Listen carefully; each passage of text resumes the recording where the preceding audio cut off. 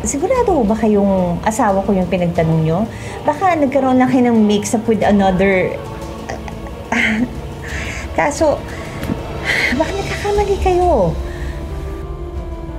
Ma'am, si Miss Bambi po ang huli niyang nakausap nung mangyari ang krimen. Narito po nakalagay sa kanyang cellphone ang ilang messages at ang litrato. Kayo na po ang bahalang tumingin.